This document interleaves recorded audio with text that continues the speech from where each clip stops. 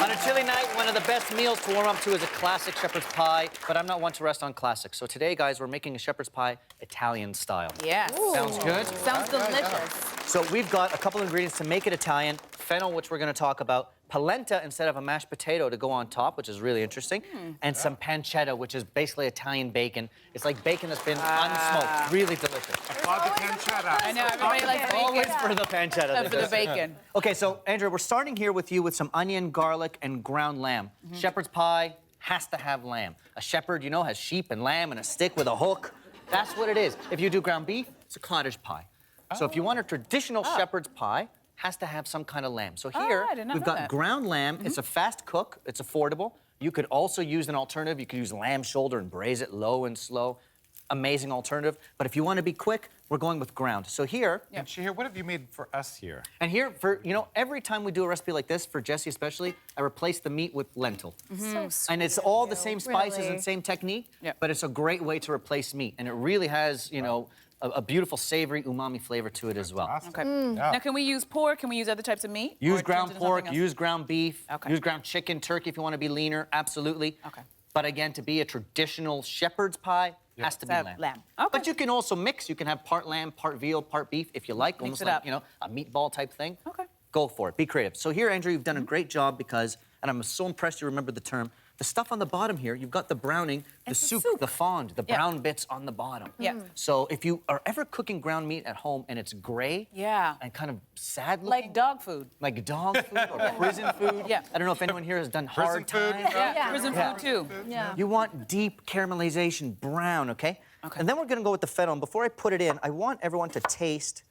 You want to taste fennel? Yeah, try a little thin slice. On its own? It's one of my favorite salads, actually. A shaved fennel salad is really delicious. It's fragrant. Do you have one? Yeah.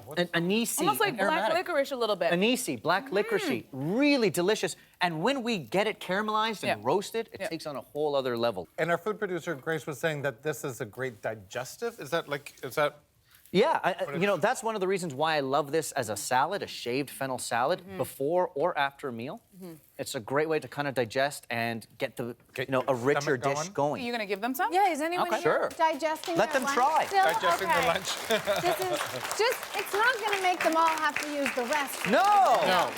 Check it. Okay, Andrea, great job. We have a little heat, some chili we've got a peppers little you chili added. flake for you, some oregano. I like to put my spices in at this point to toast them up with our meat. I'm gonna add back the pancetta that I've rendered out initially in this pan. Oh, yes. When you add bacon to anything, it's good. Yeah. Get it going. And then the good work you did to get those brown bits, we deglaze with our red wine.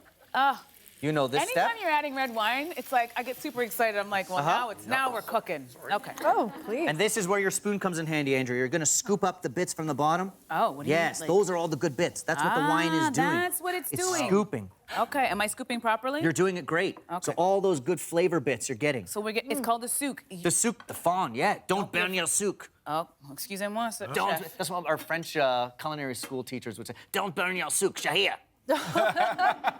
Okay, little tomato paste for body. So you're gonna cook out the rawness of the tomato paste. And then we'll go in with some diced tomato with that paste. Add that in there. Really nice. And super Italian as well. You can make this is a great make-ahead thing, is it not? At that point, can I then either freeze it or put it in the fridge? Absolutely. You know, whether you freeze it or not, if you make it fresh like that, after a day, 2 days, even up to 3 days, it gets better. The flavors get to know each other. It will only get better with time. And it freezes really well as well. Awesome. So Good for prep after school when the kids are coming and you have this, you know, pre-cooked. Yeah. A little bit faster. A little bit of stock as well, Andrea, to help you Now, along. how much stock are you putting in? Because you don't want it to be too watery, right? Yeah, you don't want it to be too watery. You can see that it's quite liquidy here, but I want it to simmer away for a little while as well. So that extra evaporation, so how much did you put water in, will evaporate away. Like a half cup? This is about a half a cup because there's also quite a bit of moisture in the tomato that will come out. We want the moisture to simmer and kind of evaporate away. All the flavors get to know each other. Really quite nice. So we'll let that simmer for, you know, 20, 25 minutes. All right. And then for our polenta topping, quick cooked polenta. Now, you could go with a traditional polenta. It'll cook for about 30 to 40 minutes, slowly stirring the whole time. But there is a quick cook alternative, and it's simply about getting bubbling stock going and a perpetual motion here. So I want to whisk continuously so that I avoid any lumps. I don't want lumpy polenta. Is that the same kind of, like, there's only one kind of polenta? Is there a quick cook polenta? Yeah, this is quick like an rice? instant polenta. Okay, instant polenta. I have literally had a polenta sitting in my cupboard for 7 years. Yeah. And now you know what to don't do know with what it, to Jess. do with it. Now you I know. have a recipe. Make a shepherd's pie. And it's delicious. Go nuts. Is this a comfort food for you, Shahir? Is this something that you... Oh, can I? I grew up with stuff like this. As we get into colder weather, this is what you want to eat.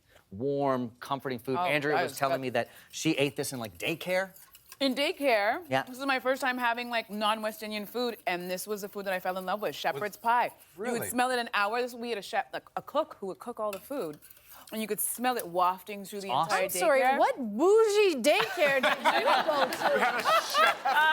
We had a chef, and she made from scratch. She had shepherd's Excuse- pie made for lunch. Pardonnez-moi. What about your comfort food? You got a comfort food story too. Like, My mom's stuffing, like holiday, Thanksgiving, Christmas stuffing, was Yeah. my favorite thing ever. And I went to university my first year in London, England, where all they served was shepherd pie.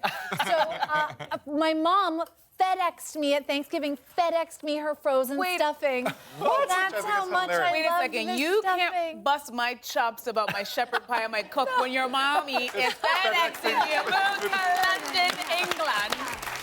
So we've got our lamb mixture here. Andrea, you did a great job. And then our polenta here, you see, no lumps. No lumps. And then we're going to finish off. Give me a generous knob of butter, I can do that. okay? Generous.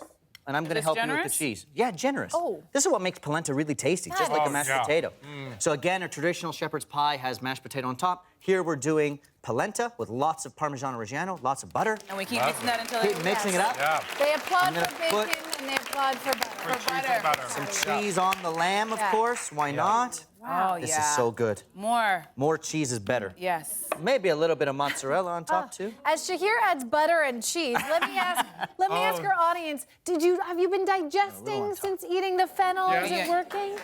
It's working. We have no runners pour in it the on. front row. No, we're all good. No runners. Gonna do a little layer here. Okay. No we're one good. running out. No for one the- running out. Oh, my butter wasn't fully melted in there, Hey, but we it's just gonna poured melt on in the top, oven. right? It's all good. Okay. So we're gonna go with our layer on top. Okay. There we go. And And then, then I'm gonna top with a little bit more cheese. More cheese, because we always need more cheese. You need Oh, more. yeah. You not? need a great more Let's cheese. applaud the Layer cheese. it on. Why not?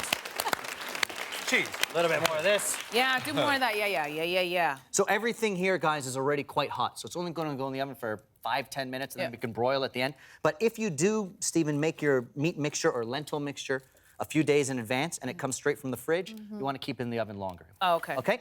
So this goes straight to the oven. All right. All that Safety cheese first. is Safety really first. key to tricking a child. Oh, yeah. Right? If Yeah. I just cover it with cheese and your kid will eat it. Exactly. Yeah. Get them to eat their vegetables, because you guys have the what, lentils? This is the lentil Got the one. lentil? Yes. Yeah. Yeah, this is so good. Need a hand there? You're good? Absolutely Good. amazing. Okay.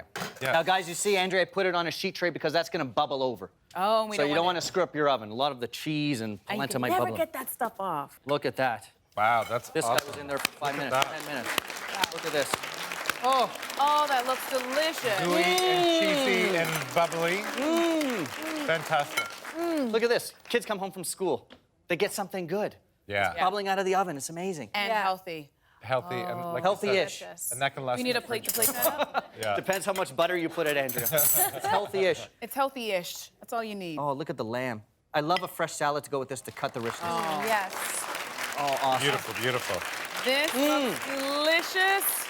Thank you so much. I can't wait to dig in. Do you love food? Do you love me? If you said yes to both of these things, you're in luck. And if you said yes to one of these things, shame on you. I'm adorable. Hit subscribe right now for new and exciting recipes, trends, and much more, especially from me.